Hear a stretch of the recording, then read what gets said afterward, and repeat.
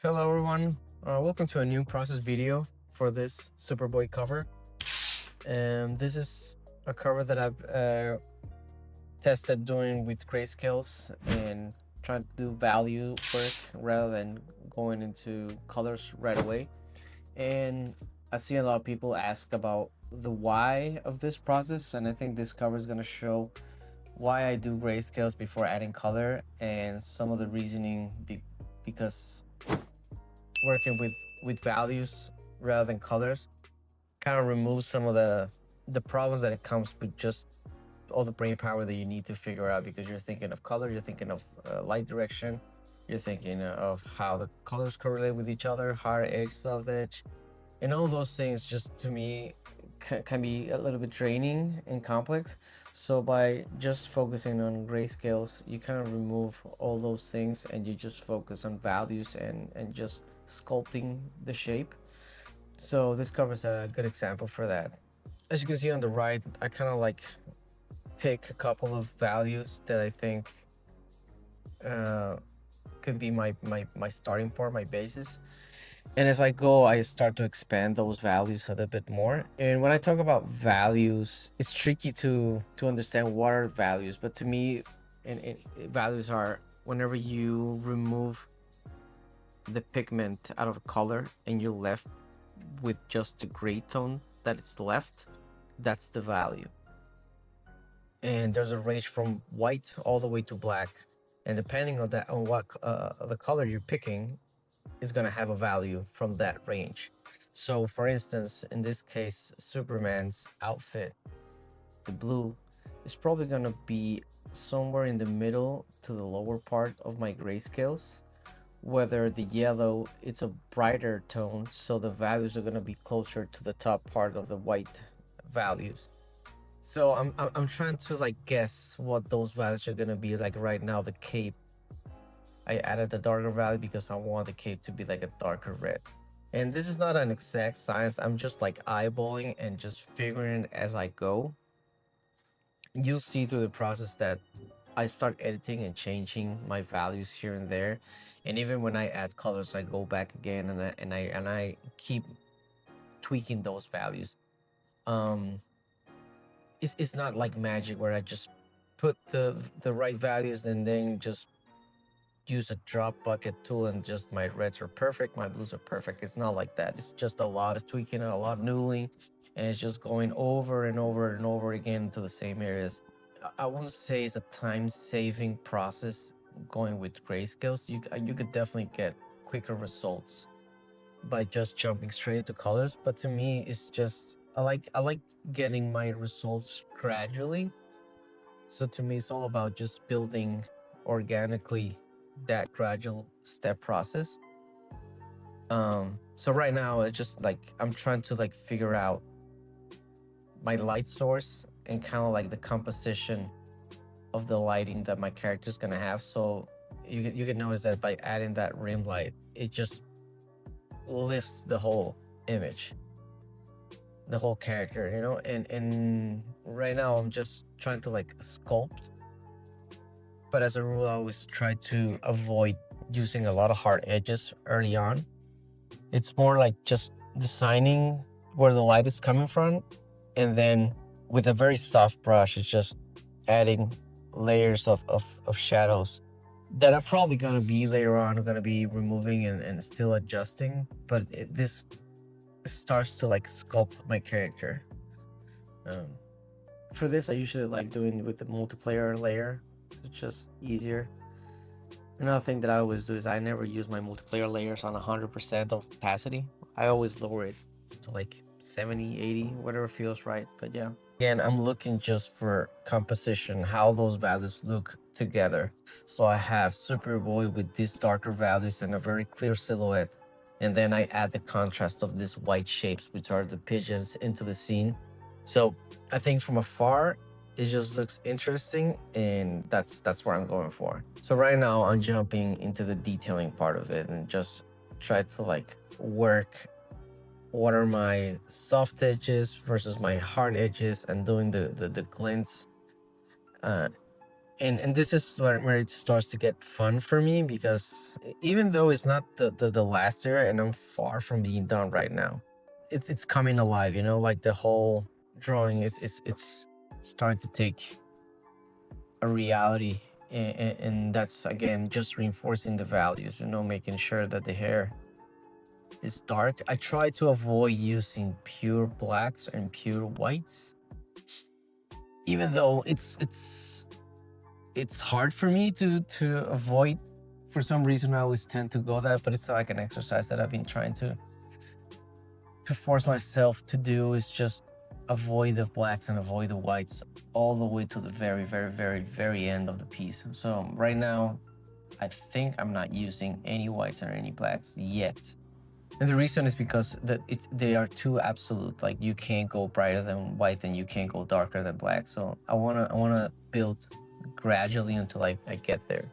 So right now it's just a matter of sculpting and making sure that the anatomy looks correct, and just the rendering of the materials themselves, you know, the buckle having the highlights that it needs to have, and the cape having those silky kind of like organic shapes into it.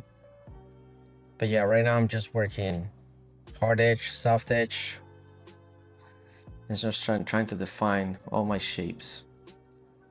And that's another key thing, is just at this stage there are two essential things: is that the right use of value and the right use of edges, and being able to distinguish and render when to use a soft edge and when to use a hard edge can make a big difference whenever you start working with grayscales and colors.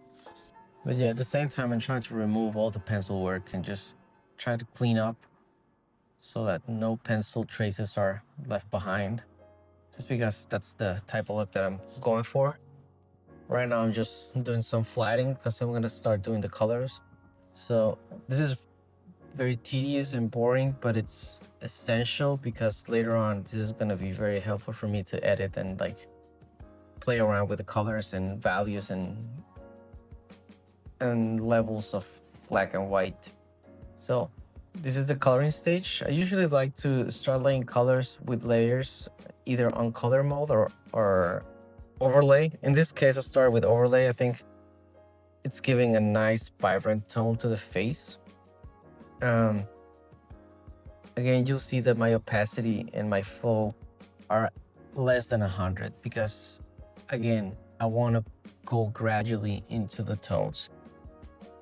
So that's one key thing, is just I try to avoid to be very absolute with my strokes. It's all about just gradually building and building and building. So right now I'm just trying to mix around colors. I want to have that, you know, intense hot sunlight hitting Superboy from the side.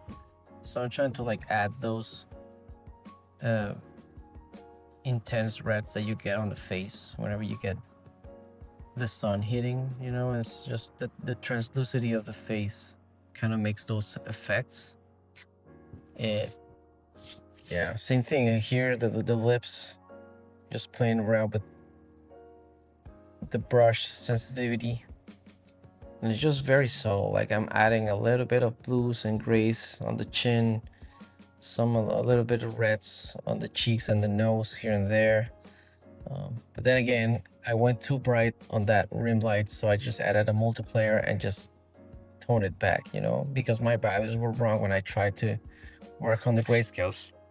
As I mentioned, this is not an exact science. It's just about getting close enough and just start, you know, adjusting as you go. Again, very organic. It's not a mechanical process. But yeah, adding a little bit of blush on the cheeks, a little bit of blush on the nose, very subtle. And I use the same process all the way through the cape and the outfit. But then again, I start going back and adding a little bit more of those highlights that I initially had. All my layers are pretty much either overlay or multiply at this stage. And right now I'm softening. There was a lot of contrast on the face, so I'm just softening everything. Kind of like whenever you have a lot of contrast, it makes the face look a little bit older. So we started looking more like Superman, less like Superboy. So as you can see, like I went over the face and the body and just like soften everything. So you have like smoother transitions and I guess more soul shapes rather than, you know, like very rendered. So even the face, like I softened everything just to give him that younger look again. And it's kind of like I rework everything back again because it was just looking with a lot of contrast. And again, that's because initially my values were just not in the correct spot. They helped me just to like get the train moving into the right direction. But here, I really enjoy playing with those shapes on the capes. It's just like adding that silky, smooth texture into it and just being very loose. Again, it's just all about the soft edges there. Try not to commit with any shape, but just give the hits.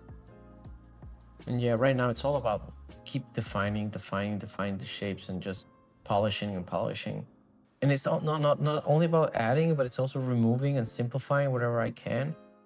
And that's one of the reasons why I think at this stage is more about painting on top of what you already had, because sometimes we get involved way too much and just start adding extra details and extra rendering to certain areas where maybe sometimes less is more, you know. So that's what I'm doing right now. I'm just trying to like remove anything that could be distracting and just leave the essentials.